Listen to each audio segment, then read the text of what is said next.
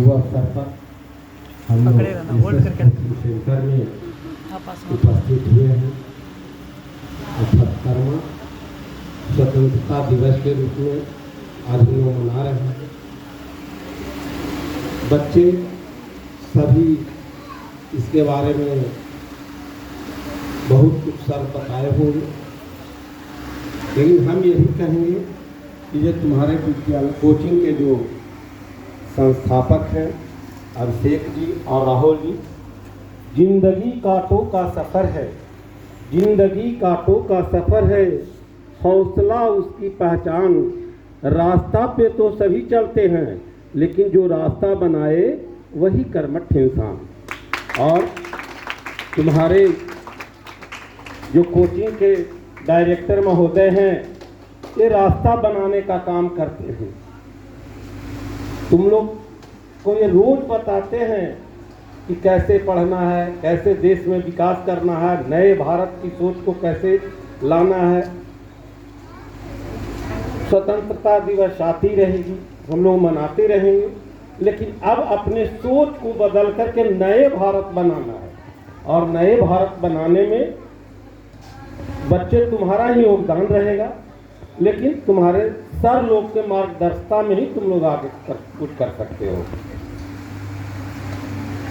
हम यही कहेंगे कि जो तुम्हारे सर हैं वह तुम लोगों को रोज बताते होंगे, जले को आग कहते हैं, बुझे को राख कहते हैं, राख से निकले बारूद को भारत का साक्षी इतिहास कहते हैं। इतिहास गवाह है, ये हमारा इतिहास गवाह है। जो आज हम लोग एकत्रित हुए हैं, ये कोई साधारण दिवस नहीं है। इसके लाने के लिए हमारी माताओं ने अपने पुतली लगा दी थी, बहनें अपने खो दिया था, तब ये दिन हम लोगों को देखने को मिला है। हम लोग यही कहेंगे कि ये वतन जो हमारा है, जिसको हम लोग को दुनिया को बताना है, जो भरा नहीं है भावों से, बहती जिसमें रसधार नहीं, वह हृदय नहीं, वह पत्थर है जिसे अपने वतन से प्यार नहीं। बच्चों, ये तुम्हारा वतन है, इससे तुमको प्यार रखना है, और वह गुलामी के जंजीर को कभी अपने देश में नहीं आने देना है। बच्चे हमारे सैनिक बनेंगे, डॉक्टर बनेंगे, इंजीनियर बनेंगे, और नई नई सोच को ला करके नए भारत को निर्माण करने में अपना योगदान देंगे। बहुत सारी बात है। इस दिवस को लाने के लिए हमारे पूर्वजों ने जान की बाजी लगा दी थी। भगत सिंह आजाद, सुभाष चंद्र बोस, जिसे हम लोग आज अमर रहे का नारा देख करके उनकी आत्मा को संतुष्टि देते हैं। हमारा यह दिवस बहुत मुश्किल से आया है। इसके लिए अब हमारा सोच क्या है, जैसा कि इस कोचिंग के डायरेक्टर महोदय ने बच्चों को सोच में भी परिवर्तन लाया है, पढ़ाने की तकनीकी अपनाई है। बीच बीच में इन्होंने संगीत का प्रोग्राम रखे हैं, ताकि हमारे बच्चे हरास नहीं हों और अपने लक्ष्य को प्राप्त करें। पुरानी मेंटेलिटी थी कि बच्चे को हम लोगों या हमारे गार्जियन पहले क्या करते थे, दिन रात कहते थे पढ़ो पढ़ो पढ़ो, यही था। लेकिन आज हमारा सोच बदल गया है, और आप लोगों को भी बदलना होगा। बच्चे को मेंटली टॉर्चर नहीं करना है। बच्चे जिस लाइन में जाना चाहते हैं, अगर वह खेल के मैदान में अगर आगे हैं तो उसी ओर हम बढ़ाएंगे। दौड़ के क्षेत्र में है दौड़ के ही, संगीत के क्षेत्र में है संगीत के ही क्षेत्र में, और इस तरह से बहुत सारे हमारे देश के नौजवान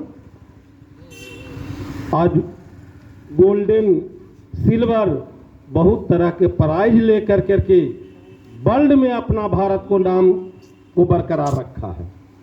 तो हम अपने सोच को बदलेंगे, नई भारत को बनाएंगे।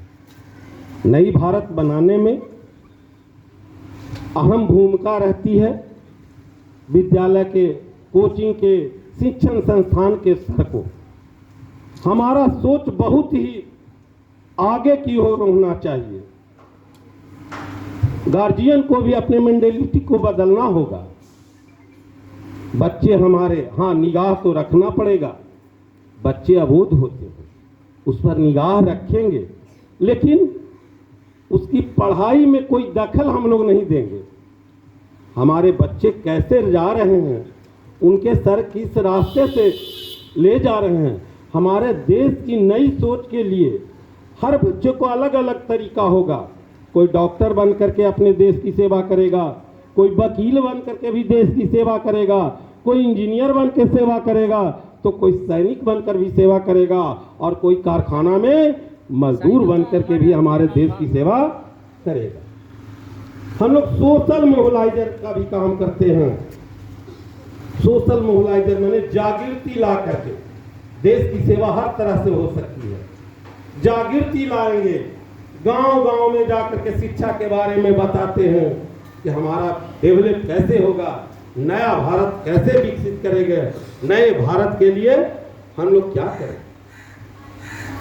वह जमाना था जिसके बारे में आपने सुना होगा कि अंग्रेज जब कितना अत्याचार करता था, हम लोग एक जगह नहीं बैठ सकते थे।